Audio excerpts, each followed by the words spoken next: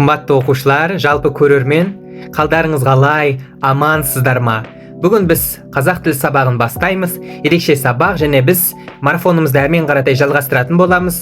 Бүгінгі тақырып, енді біз алдыңғы тестте айтқан едік, осы тақырыпқа тоқталатын боламыз деп. Енді сәті түсіп, біз бүгін оқшау сөздерге тоқталатын боламыз. Жақсы, бірінші сұрақтан бастап талдайық. Оқшау сөздердің ерекшелігі. Жақсылап оқимыз. Әр нұсқаны жақсылап оқып, ойланайық. Мен негізі алдыңғы бір тесттердің бірінде айтқан едім осы жайында. Немесе логикаға салуға болады. Жалпы оқыңыздар. Оқып, кейін тауып көріңіздер. Жақсы, А жауабы тек сөйлем соңында ғана кездеседі. Егер сөйлемде болса, онда леп белгісі қойылады. Сөйлем мүшесі қызметін атқара алмайды. Кей кездері айқындауыш сөздердің қызметін атқара алады. Жақсы, дұрыс жауабы бізде С нұсқасы. Қараңыздар, қайттан оралайық. Енді жақсылап оқитын болсаңыздар, алдыңғы тесттерді қарасаңыздар, мен оқшау сөздердің осы ерекшелігін айтқан едім. Жақсы, мені қараңыздар. Сөйлем мүшесі қызметін атқара алмайды. Жаттап аламыз, я? Оқшау сөздер өзі аты айтып тұр ғой, оқшау, я? Жеке тұрады олар. Жеке оқшауланып тұрады. Түсінесіздер ме?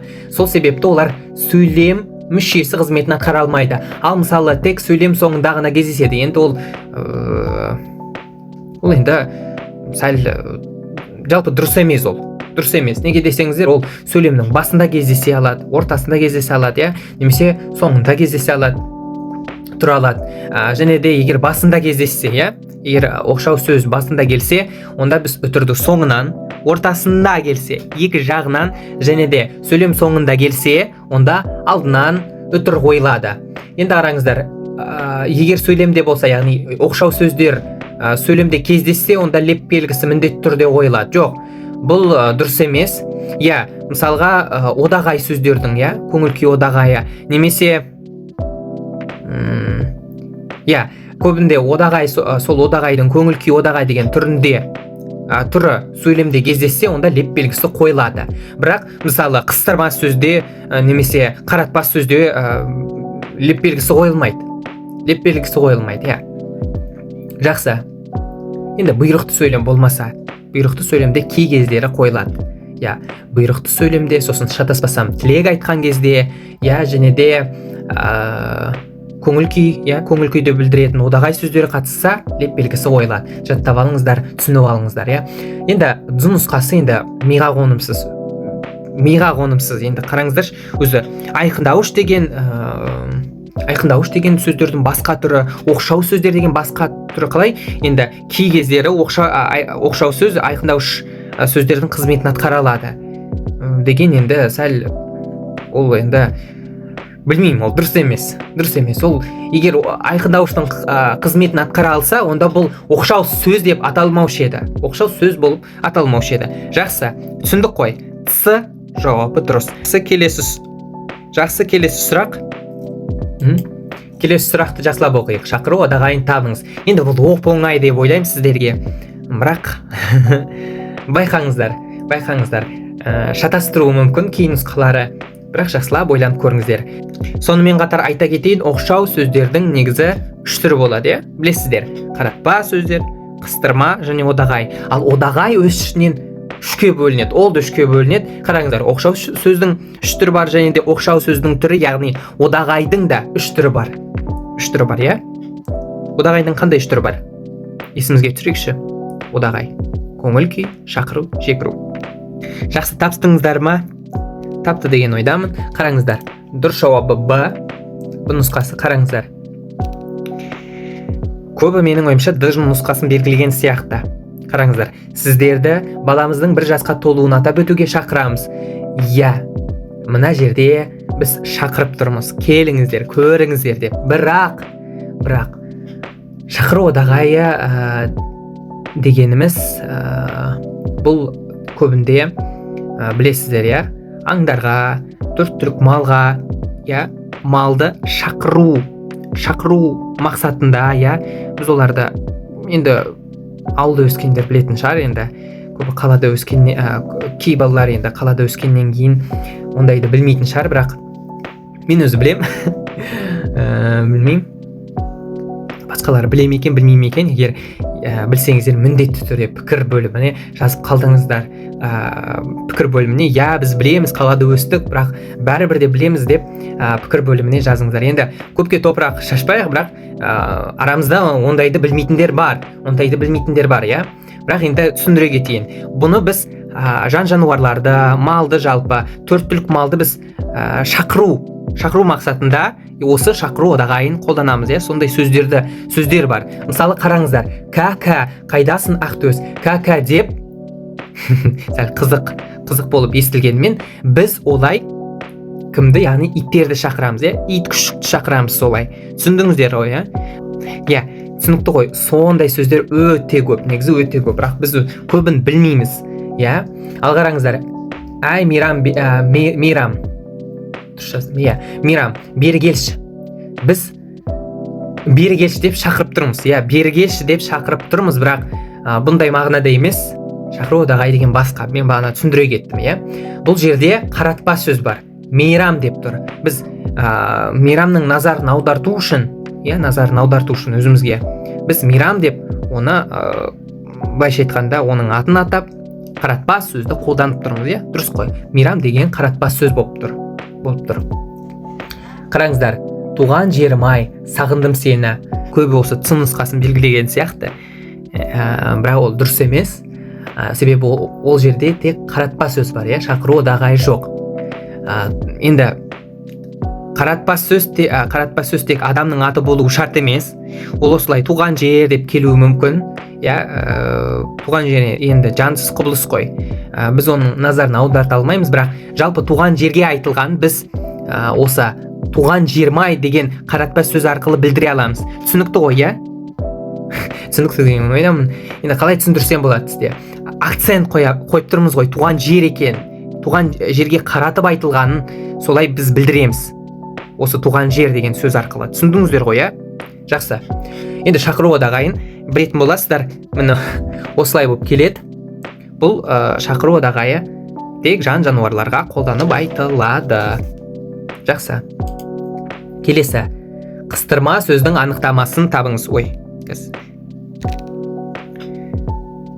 Қыстырма сөз.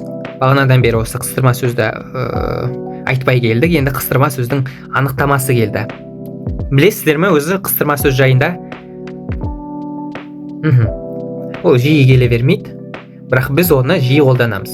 Я тестте ол жиі келе бермейді, бірақ біз оны жиі қолданамыз. Әсіресе эссе жазғанда, енді көбінде эссе жазғанда. Немесе пікірталаста, иә, пікірталас кезінде біз осы қыстырма сөзді қолданамыз. Неге десеңіздер, осы қазір анықтамасын тауып алғаннан кейін түсінесіздер. Жақсы, анықтамасын таптық па? Тапқан деген ойдамын. Қараңыздар. Дұрыс жауабы сөйлеушінің түрлі көзқарасына байланысты қолданылатын сөздер. Бұл не деген сөз? Көбі ойланып қалған шығар. Қайтадан оралайық. Қараңыздар.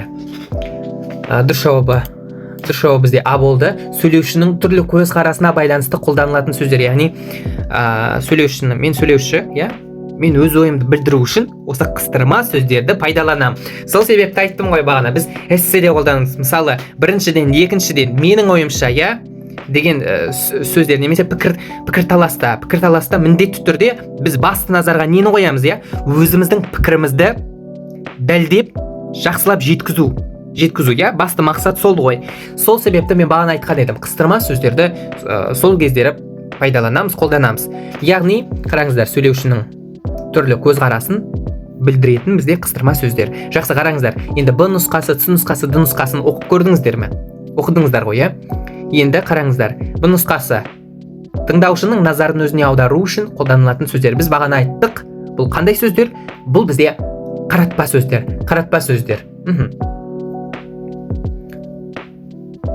Жақсы. Ц нұсқасы. Қараңыздар, сөйлем ішінде бір сөзді заттық жағынан айқындап, мағынасын ашып түсіндіріп тұрады. Бұл бізде қыстырма сөз емес. Бұл бізде негізі айқындауыш сөздердің несі, анықтамасы еді. Біліп алдыңыздар ғой, қараңыздар. Енді нұсқасы бір тектес ат пен құбылыстарды толық қамтып, жинақтай айту үшін жұмсалатын жалпылау мағыналы сөздер. Жалпы мағынадағы сөздер. Бұл бізде енді жалпылауыш сөздер. Түсінікті шығар енді. Өзі кілт сөздері дейді ғой. Кілт сөздерін тауып алсаңыздар, тез табарсыздар анықтамасын, Оны негізі жаттау қажет емес анықтамасын, бірақ түсінген абзал. Оны түсіну, барынша түсініп жаттасаңыздар, бұл сонда нәтижесін береді. Бұл дұрыс, құр жаттай салғаннан гөрі. Жақсы. Келесі сұрақ. Әттең келмей кеттің ғой қарағым. Осы жерде қандай оқшау сөздердің түрлері немесе түрі қатысқан? Ойланып көрейік. Жақсылап, өте оңай, бірақ көбі білмеймін, шатастырады екен. Осылай келсе. Жақсы. Дұрыс жауабын көрсетпей-ақ қояйын. Көрсетпей-ақ қояйын деген қазір көрсетем. Енді қараңыздар, бірден талдап тастайық. Әттең келмей кеттің ғой қарағым. Бұл жерде бірден енді қарағым көзге түсті. Алдынан негізі үтір қойылу керек, Қазір қойықшы. Қоя аламыз ба? Қоя алмайды екенбіз. Жақсы, ғойдың алдында үтір болады. Мен айтқан едім, сөйлем соңында келсе үтір қойылады. Бұл бізде қаратпа сөз. Кеттің ғой қарағым деп тұр. Енді әттең де көзге бірден түсті. Бірақ көбі әттеңді не деп ойлап қалды? Әрине, оны көбі қыстырма сөз деп ойлап қалды, Әттең келмей кеттің ғой деп. Жоқ, негізінде дұрыс жауабы мына қараңыздар. Әттең деген негізі қаратпа сөз, Одағай және қаратпа сөз. Одағай деппін ғой. Қаратпа деппін ғой. Бұл одағай сөз, әттең деген. Қараңыздар енді, дұрыс жауабы мына қараңыздар. Одағай және қаратпа. Яғни әттең деген сөз бұл бізде қыстырма сөз емес. Бұл бізде одағай. Яғни неге десеңіздер, әттең деп өкініп тұрмыз ғой, көңіл күйді білдіріп тұр, Бұл бізде сөйлеушінің ойын білдіріп тұрған жоқ, Логика салсаңыздар. Жақсы. Енді бізде соңғы сұрақ қалды. Талдап тастайық. Қыстырма сөзге жатпайды. Енді қыстырма сөзге жатпайтын сөзді табу қажет. Қыстырма сөз. Енді тез тапты деген ойдамын. Оп-оңай, дұрыс жауабы да мәссаған. Қайтып оралайық. Қараңыздар, меніңше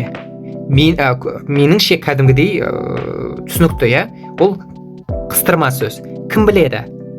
Бұл жерде күмәнданып тұр. Кім біледі? Мүмкін бұлай деп сөйлеушінің ойын білдіріп тұр. Бұл қыстырма сөз. Енді көбі бәсе деп қалған шығар. Бәсе деп. Бұл бізде негізі қыстырма сөз. Бұл жаттап алайық. Бұл қыстырма сөз. Шатастырмаймыз. Енді қараңыздар, мәссаған деп көңіл күйді білдіріп тұрған сөз. Біз оны көбінде білесіздер ғой, таңданған кезде қолданамыз. Сол себепті сондай эмоция бергендіктен, беретіндіктен осы сөз. Эмоция беру деген енді сәл қызық болып тұр, сәл